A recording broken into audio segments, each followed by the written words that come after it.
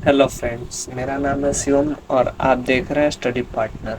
आपका स्वागत है हमारे यूट्यूब चैनल पे। आज हम कक्षा 10 गणित के प्रश्नावली एक एक के ये 3 सवाल हल करने जा रहे हैं, जिसमें हमें दी गई संख्याओं का गुणनखंड विधि से एलसीएम और एचसीएफ ज्ञात करना है। तो बिना समय गंवाए हम लोग वीडियो को शुरू करते हैं। तो सबसे पहले हमें 15, 12 और 21 इन तीनों का एचसीएफ और एलसीएम ज्ञात करना है। फिर 17, 23, 29 का, और फिर 8, 9 और 25 का ज्ञात करना है। तो सबसे पहले हम पहले सवाल को हल कर लेते हैं। तो पहला सवाल है 12, 15 और 21। तो इनके गुणनखंड क्या होंगे? 12 का गुणनखंड क्या हो जाएगा? 2 गुणे 2 गुणे 3, 2 दूने 4, 4 तिहाई 12 होता है।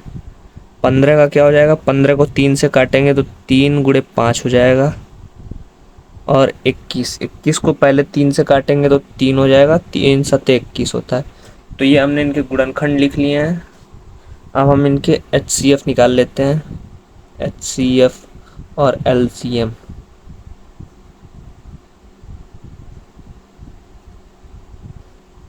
तो एचसीएफ में हम सबसे कॉमन फैक्टर देखते हैं। तो इन तीनों में हमको एक ही कॉमन नंबर दिख रहा है, वो है 3। तो एचसीएफ जो है हमारा वो 3 हो जाएगा। एलसीएम में हम क्या करते हैं, पहले एचसीएफ वाली संख्या को लिख लेते हैं। तो यहाँ 3 हो जाएगा जो सब में कॉमन है। उसके अलावा जो भी संख्या बच रहे हैं उन सबको उतार लेंगे हम। तो यहाँ पे 2 है 2 बार, और 5 है और 7 है, तो इन सबको भी लिख लेंगे। 2 है 2 बार, फिर 5 है और यहाँ पे 7 है। तो 3 दूनी 6 हो जाएगा, 6 दूनी 12, 12 25 60, और 60 का आप जब 7 में गुणा करेंगे तो 420 हो जाएगा। तो पहली संख्या का हमने मान निकाल लिया है। दूसरी संख्या का भी निकाल लेते हैं। तो दूसरी संख्या का मान कैसे निकालेंगे हम? दूसरी संख्या आपको दी गई है 17, 23 और 29। तो पहले हम 17 का लिख लेते हैं, 17 का गुणनखंड। उसके बाद 15 का यहाँ पे 23 का गुणनखंड हम लिख लेंगे, और फिर 29 का गुणनखंड लिख लेंगे। तो 17 का गुणनखंड 17 किसी और संख्या से विभाजित नहीं होगा, तो इसका जो हो जाएगा गुणनखंड वो 1 गुणे 17 हो जाएगा। 23 भी किसी और संख्या से विभाजित नहीं होगा, तो इसका भी जो गुणनखंड है वो 1 गुणे 23 हो जाएगा। और 29 भी किसी और संख्या से विभाजित नहीं होगा, तो इसका भी गुणनखंड 1 गुणे 29 हो जाएगा। अब हम इनका एलसीएम और एचसीएफ ज्ञात करेंगे। तो एचसीएफ और एलसीएम लिख लेते हैं यहाँ पे। देखिए, इनमें एक को छोड़ के और कोई भी संख्या कॉमन नहीं है, तो जो इनका एचसीएफ हो जाएगा वो 1 हो जाएगा।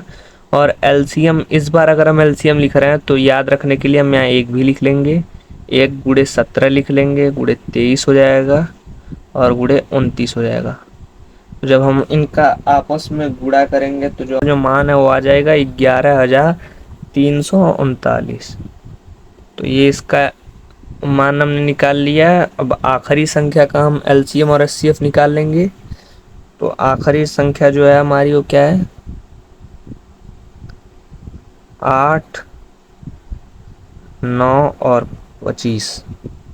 इनको भी लिख लेते हैं। तो 8 हो जाएगा, 9 हो जाएगा और 25 हो जाएगा। 8 का गुणनखंड जो है वो हो जाएगा 2 गुणे 2 गुणे 2 हो जाएगा। 9 का गुणनखंड 3 गुणे 3 हो जाएगा, और 25 का 5 गुणे 5 हो जाएगा। अब हम इसमें एचसीएफ और एलसीएम निकाल लेते हैं।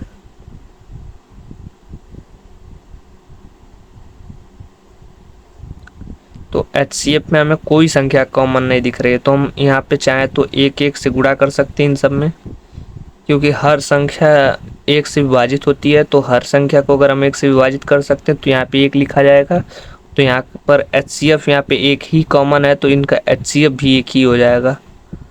उसके अलावा हम एलसीएम जब लिखेंगे तो एलसीएम के लिए हम सारी संख्याएं लिख लेंगे।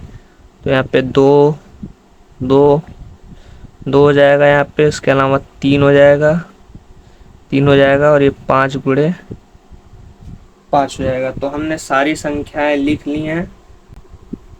जो हमारा एलसीएम आया है वो हमारा एलसीएम आएगा 1800। तो हमने इन सभी का एलसीएम और एचसीएफ ज्ञात कर लिया है। मुझे उम्मीद है आपको ये वीडियो पसंद आई होगी। अगर ये वीडियो थोड़ी भी इंफॉर्मेटिव लगी हो तो वीडियो को लाइक ज़रूर करें।